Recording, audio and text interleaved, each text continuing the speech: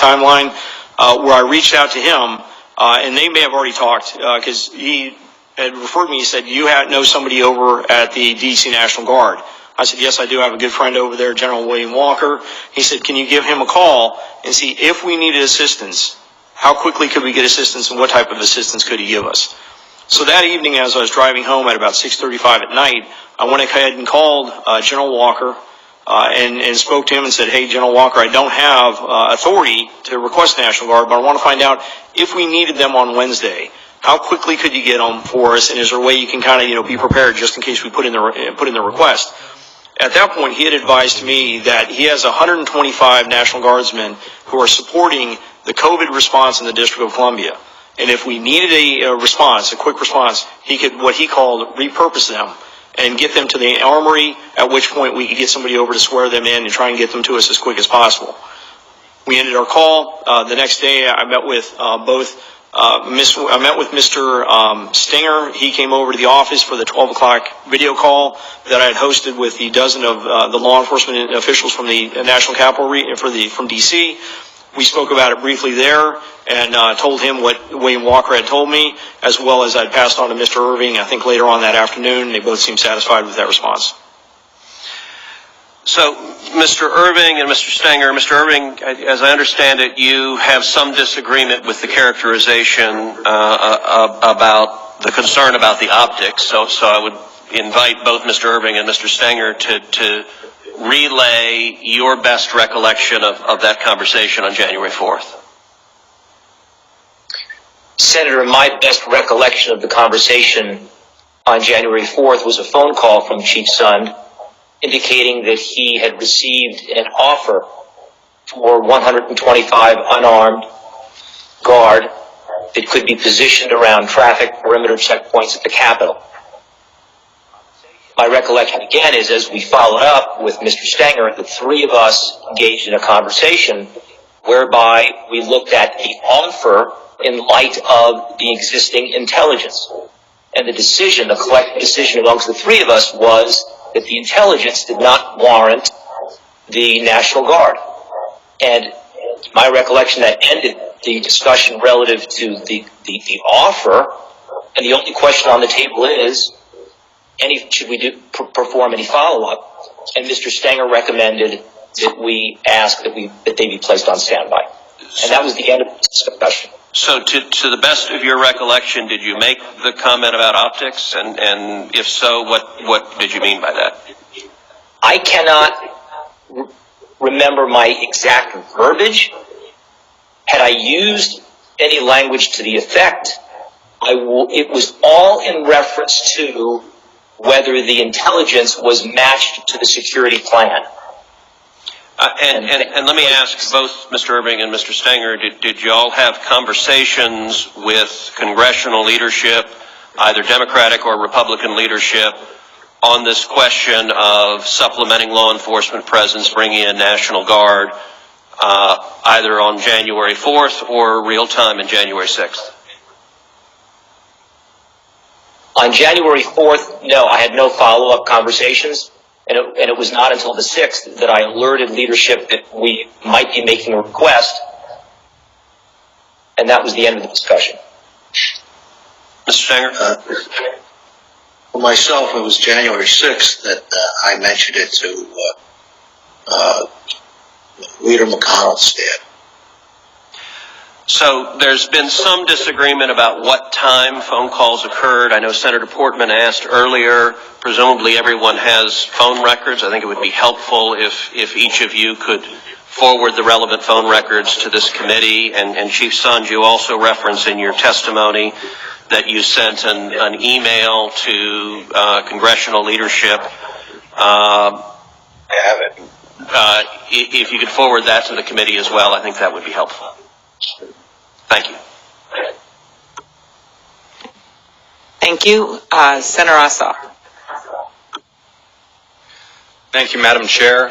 Thank you to our panel. Just want to take a moment and echo the sentiments of so many of my colleagues expressing appreciation for the men and women of the United States Capitol Police who endured a great deal on January 6th and showed great heroism and also, Madam Chair, if I might express an interest in working with you to ensure that they're well taken care of and their needs are met. This discussion of the conversation that the three of you had regarding supplementary security support on January 6th raises the question of who's in charge. Is consensus between the two sergeants at arms and the chief of the U.S. Capitol Police required to make such a request? Mr. Sund. The request for the National Guard needs to go to the Capitol Police Board for approval, yes. Who has ultimate responsibility for the security of the U.S. Capitol complex? Which individual? I believe that falls under the Capitol Police Board.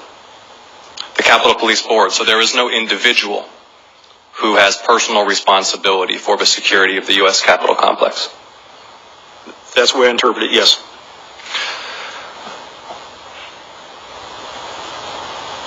Had the U.S. Capitol Police conducted exercises simulating comparable events such as a violent riot on or within the U.S. Capitol complex? Part of our training for civil disobedience units involves dealing with riotous groups. So we do that training. We do training on people attempting to gain entry into the building. Officers are trained on how to handle if someone tries to come through your door unauthorized. But training for thousands of armed insurrectionists who are coordinated and well equipped. No, we have not had that training before January 6th. But I'm sure we'll find a way to. I'm sure they'll find a way to do it now. So, if I understand correctly, Mr. Sund, you're saying that personnel had engaged in tactical training regarding techniques to repel attempts to breach the complex, regarding rules of engagement, but had any comprehensive exercises that included command, that included procedures for coordination with supporting agencies, that included requests for support, that included communications with the Department of Defense or White House officials or Guard units been conducted? Yes, we have. We do exercises that are very similar to what you're talking about before some of our national special security events. Those are the NSSEs, such as the inauguration. We'll do tabletop exercises that go through the process of what you're talking about. Yes. Thank you. And had the Capitol Police held any such exercises, not pertaining to specific national security special events? So in order to deal with emergent contingencies like a riot, not associated with one of those moments specifically identified as requiring a whole of government security response? Yeah, one of the most important aspects of that you're talking about that we train our individuals to is what we call the incident command system. That's one of the systems that we feel really under the unprecedented pressure that they exhibited on January 6th begin to break down.